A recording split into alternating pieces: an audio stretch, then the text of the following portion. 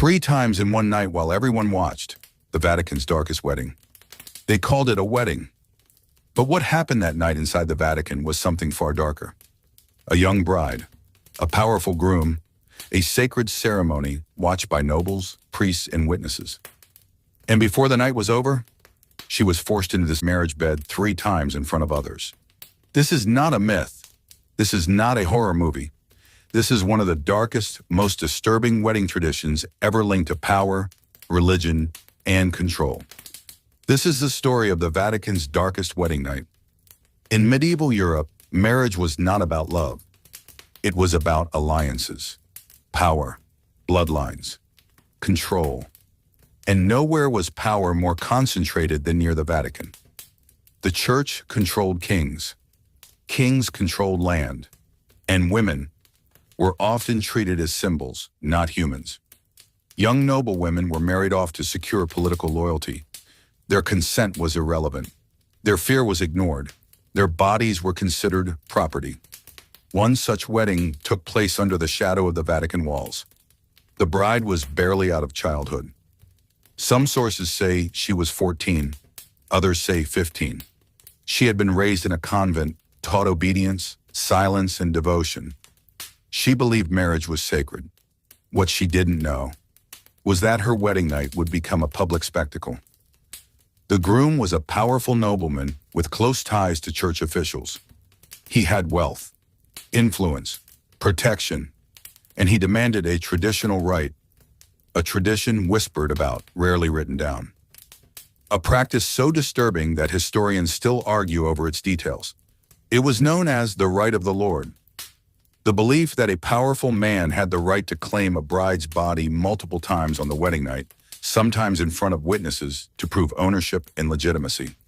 Whether fully legal or unofficially tolerated, one thing is certain. It happened.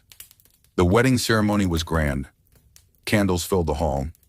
Latin prayers echoed through stone walls. Church bells rang. The bride wore white not for purity, but for obedience. When the vows were spoken, she whispered, "I do," her hands trembling. The crowd applauded. They thought the night was over. It wasn't. After the feast, instead of being led to privacy, the bride was taken to a chamber surrounded by guards and witnesses. This was not intimacy. This was ritual. The first time happened shortly after midnight. The door remained open. Witnesses stood nearby. Why? Because the act had to be verified. In medieval noble marriages, consummation was a legal requirement. Without proof, the marriage could be annulled. Property rights could be challenged. So they watched. The bride cried. No one stopped it. After the first act, she thought it was over. She was wrong. The groom left briefly, then returned. The second time happened before dawn. Again, with witnesses. Again, without mercy. Her suffering was dismissed as duty. Her pain was seen as irrelevant. Priests prayed outside the room. Silence inside. By the third time, her body was exhausted. But tradition demanded completion. 3 times symbolized dominance, fertility, and divine approval. This final act was meant to remove all doubt that the bride now belonged entirely to her husband. When morning came, the crowd dispersed. They called the marriage successful. The bride collapsed. For years, she lived in silence. Divorce was impossible. Escape was unthinkable. Speaking out was forbidden. The church preached obedience. Society enforced it. Her trauma was erased from records. But whispers survived.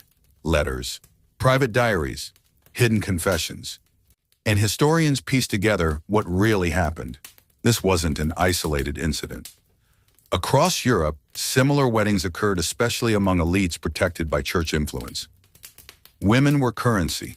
Marriage beds were stages of power. The Vatican never officially endorsed such acts, but it often looked away. And silence in history is also a form of permission.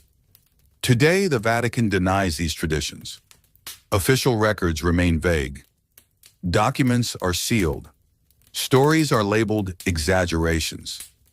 But when multiple sources across centuries describe the same horror, the truth becomes harder to ignore. This story reminds us of something uncomfortable. Sacred institutions can hide dark secrets. Power can corrupt holiness. And history is often written by those who benefited. The bride's name is barely remembered, but her suffering deserves to be. So the next time someone says, history was more civilized, remember this night. A wedding watched by many. A crime hidden behind tradition. A woman forced into silence. If this story shocked you, there are many more history never wanted you to know. Subscribe for dark, hidden, and forbidden history. Because some truths were buried for a reason. And once you see them, you can never unsee them.